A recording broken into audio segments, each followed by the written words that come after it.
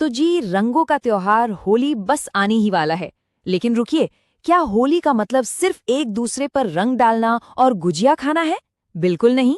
इस त्योहार के पीछे जीत, प्यार और प्रकृति के जश्न की इतनी गहरी कहानियां छिपी हैं ना। तो चलिए आज मिलकर इन रंगों के असली मतलब को समझते हैं। तो सबसे बड़ा सवाल यही है कि हम सब असल में होली मनाते क्यों हैं? मतलब ये सिर्फ एक दिन की छुट्टी या मौज मस्ती से तो कहीं ज्यादा है ना? असल में इस एक सवाल के पीछे तीन बहुत बड़ी और दिलचस्प वजह हैं जो इस त्योहार को इतना इतना खास बनाती हैं। तो चलिए शुरू करते हैं सबसे पहली और सबसे जानी मानी कहानी से। ये कहानी है बुराई पर अच्छाई की जीत की। ये कहानी हमें विश्वास और भक्ति की ताकत के बारे में बताती है। चलिए जरा और गहराई से जानते हैं इसके बारे में। इस कहानी के कह सकते हैं दो मुख्य किरदार हैं। एक तरफ है भक्त प्रहलाद, जिनका भगवान विष्णु में अटूट विश्वास था, और दूसरी तरफ उन्हीं के पिता राजा हिरण्यकशिपु, जिन्हें अपने ही बेटे की ये भक्ति एक आंख नहीं भाती थी। और बस यहीं से शुरू होता है सारा टकराव। अब जब हिरण्यकशिपु किसी भी तरह से प्रहलाद की भक्ति को तोड़ नहीं पाया, तो उसने एक बहुत ही भयानक योजना बनाई। उसने मदद ली अपनी बहन होलिका की। पता है, होलिका को एक खास वरदान मिला हुआ था कि आग उसे कोई नुकसान नहीं पहुंचा सकती। और ये योजना वाकई बहुत डरावनी थी। होलिका भक्त प्रहलाद को अपनी गोद में लेकर एक जलती चिता पर बैठ गई। सबको लगा कि बस अब तो प्रहलाद की भक्ति का अंत हो ही जाएगा और होलिका अपने वरदान के कारण साफ बच जाएगी। लेकिन फिर जो हुआ वो एक चमत्कार था। कहते हैं ना, जाको राखे साइयां मार सके न कोई। हुआ ये कि भगवान विष्णु की कृपा से भक्त प्रहलाद तो उस आग से बिल्कुल सुरक्षित बाहर आ गए, पर होलिका वो अपने ही वरदान के बावजूद उसी आग में जलकर राख हो गई। और बस इसी घटना की याद में शुरू हुई होलिका दहन की परंपरा। हर साल होली से ठीक एक दिन पहले जो हम आग जलाते हैं ना, वो हमें यही याद दिलाती है कि बुराई चाहे कितनी भी ताकतवर क्यों न हो, आखिर में जीत तो हमेशा सच्चाई और भक्ति की ही होती है।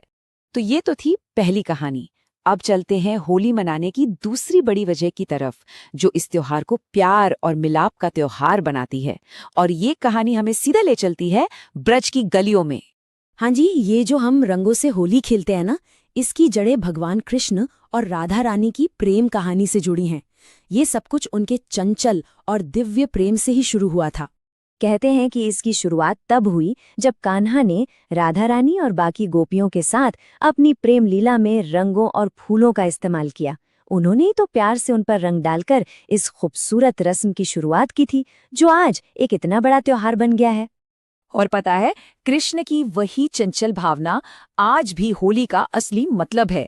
इस दिन हम सब अपनी पुरानी दुश्मनी, सारे गिले शिकवे भुलाकर एक दूसरे को रंग लगाते हैं, गले मिलते हैं और अपने रिश्तों को एक नई खूबसूरत शुरुआत देते हैं।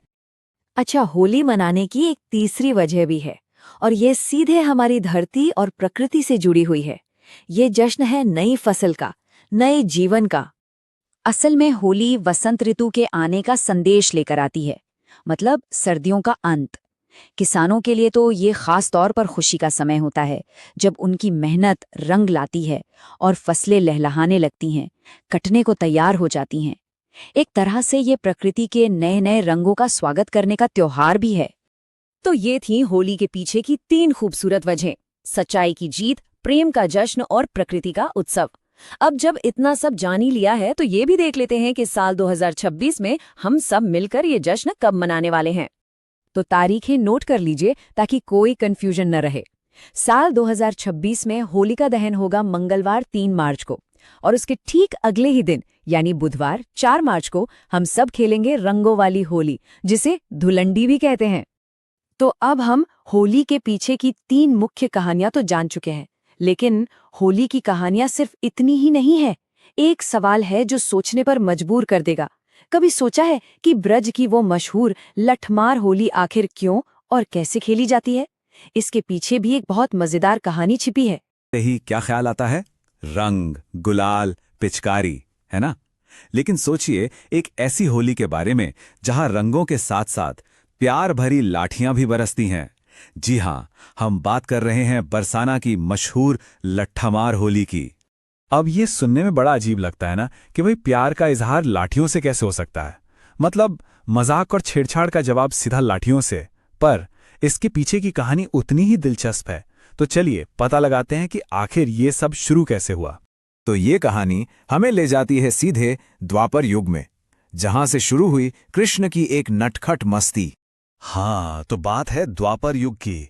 जगह है नंदगांव और बरसाना की प्यारे से गांव।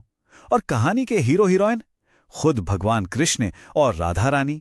तो हुआ यूं कि नंदगांव के कान्हा अपने सारे दोस्तों यानी ग्वालों को लेकर पहुंच गए राधा रानी के गांव बरसाना। आप बरसाना पहुंचे हैं तो कोई खास मकसद तो होगा ही।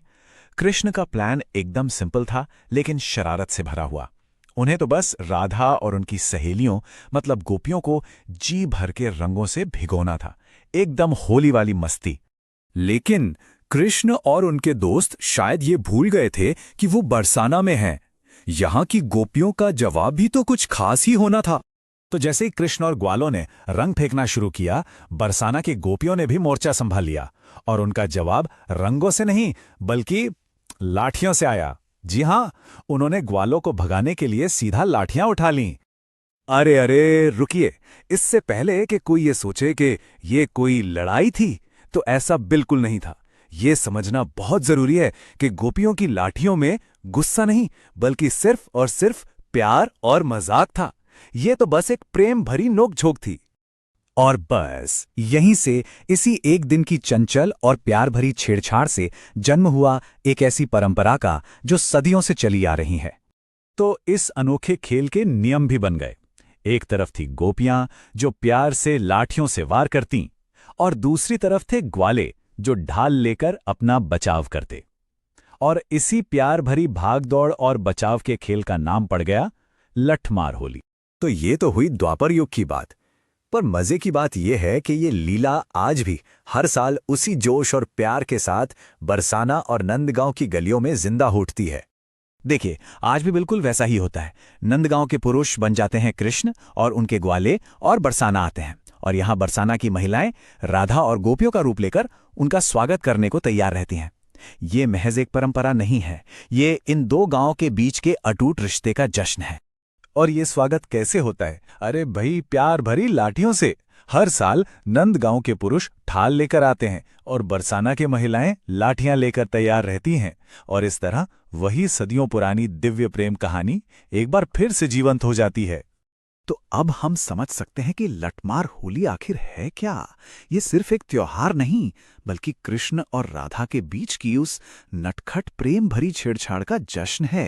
एक ऐसा उत्सव जो आज भी उसी जोश और भावना के साथ मनाया जाता है। और एक तरह से देखें तो ये महिलाओं के सशक्त होने का भी एक बड़ा ही मजेदार प्रतीक है। तो ये कहानी हमें सोचने पर मजबूर करती है ना, कि हमारी संस्कृति में ऐसी और कौन कौन सी परंपराएं हैं जहां कोई पुरानी दिव्य कहानी सिर्फ किस्सों में नहीं बल्कि हर साल मनाए जाने वाले एक जीवंत त्योहार में बदल जाती है। इसके बारे में सोचेगा जरूर।